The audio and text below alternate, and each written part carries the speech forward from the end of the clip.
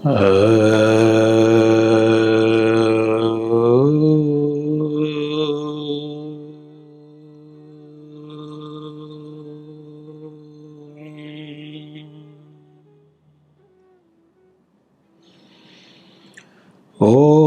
पूर्णमदः पूर्णमिदं पूर्णात् पूर्णमुदच्यते पूर्णस्य पूर्णमादाय पूर्णमेवावशिष्यते।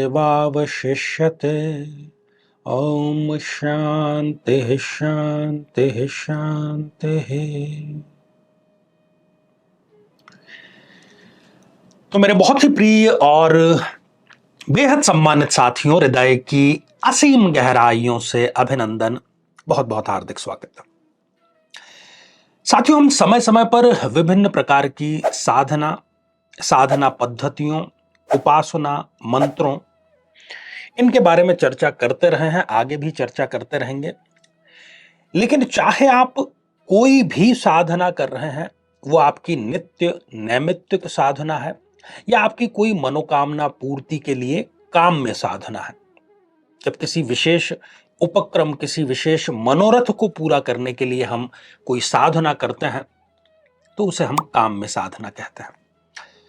तो साधना का प्रकार चाहे जो हो, साधना में कौन सी 9 ऐसी अवश्य और बहुत जरूरी बातें होती है जो कि आपको जानने नितांत आवश्यक है, क्योंकि इस प्रकार के कमेंट बहुत बड़ी संख्या में मिल रहे थे। दुर्गा सप्तशती पर आधारित कई हमने साधनाएं आपको बतलाई। इससे पूर्व में भी संतान प्राप्ति की साधनाएं हो, शीघ्र विवाह की साधनाएं हो, कर्ज मुक्ति की साधना हो, इन सभी प्रकार की साधनाओं में कुछ कॉमन लेकिन बहुत महत्वपूर्ण 9 बातें हैं, और इन 9 बिंदुओं से संबंधित बहुत सारी गलतियां आमतौर पर साधक साधिकाएं करते हैं। तो वो जानना समझना हमारे लिए बहुत आवश्यक है, इसलिए आज हम उन 9 महत्वपूर्ण बातों के बारे में बात करेंगे। साथियों, सबसे पहले आता है मुहूर्त की बात। जब हम आम जीवन में भी कोई बात करते हैं तो हम पूछते हैं कि भाई कब करना है, तो कब का उत्तर ही मुहूर्त होता है।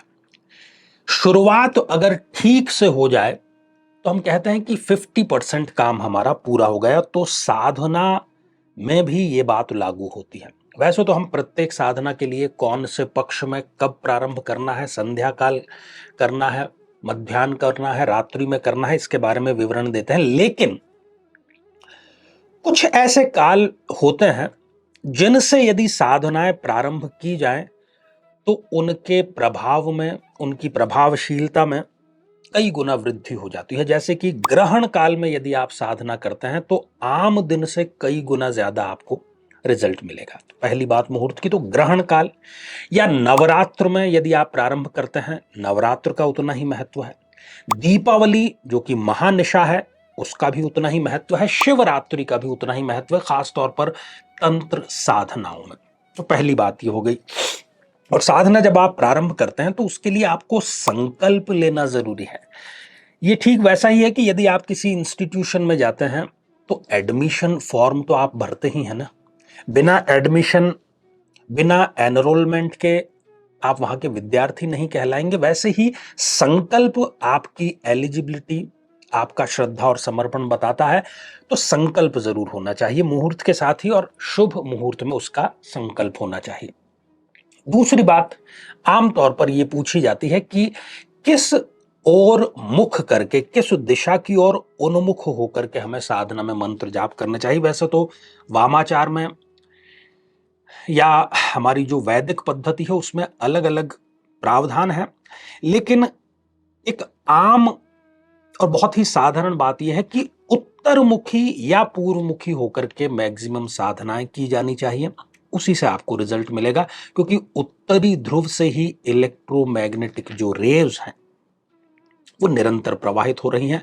और हमें यदि ब्रह्मांड के इस इलेक्ट्रोमैग्नेटिक रेज से अपने हार्मोनल करंट का, हमारी बॉडी का जो हार्मोनल करंट है, उसका तारतम्य, उसका सामंजस्य बैठाना है, तो इन 2 दिशाओं की तरफ हम उन्मुख हो सकते हैं।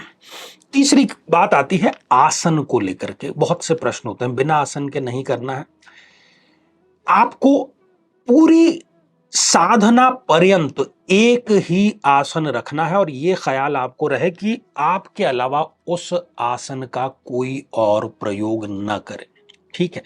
और जब आप अपनी नित्य की रोजाना की आराधना साधना मंत्र जाप कंप्लीट कर लेते हैं तो उस आसन को झटक कर नहीं उठाना है।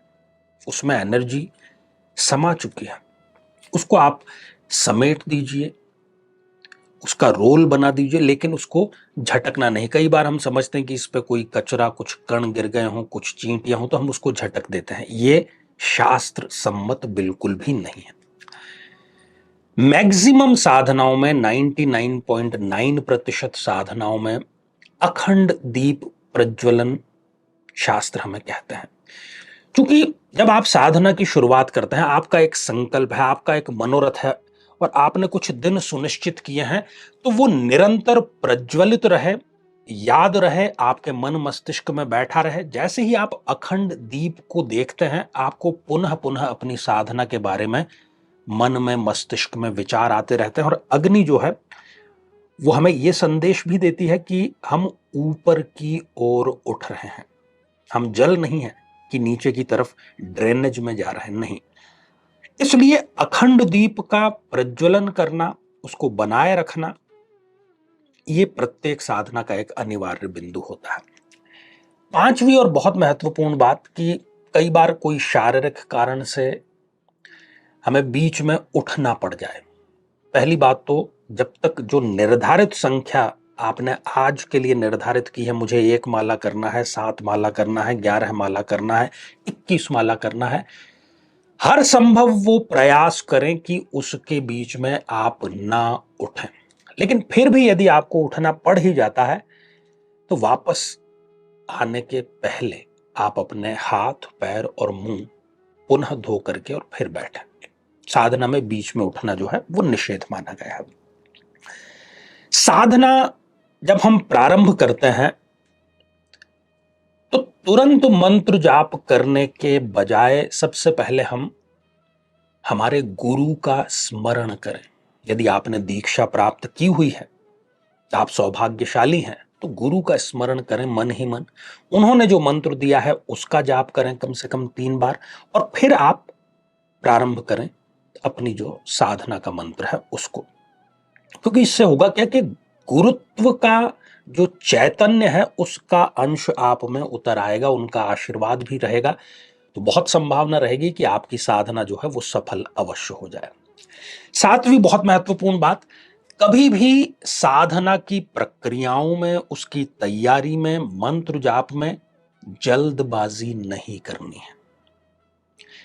मंत्र तो आप यहां बैठ करके जाप कर रहे हैं, मन आपका ऑफिस में है, मन आपका कहीं और भटक रहा है। साधना के बाद में किसी से आपको मिलने जाना है, कोई आवश्यक कार्य है, किसी को आपने वादा किया हुआ है, तो ऐसे में आप क्या मंत्र जाप जल्दी जल्दी के, ये जल्दी मैं समाप्त करूं और उठूं यहां से, ये भाव आपके मन में नहीं होना चाहिए।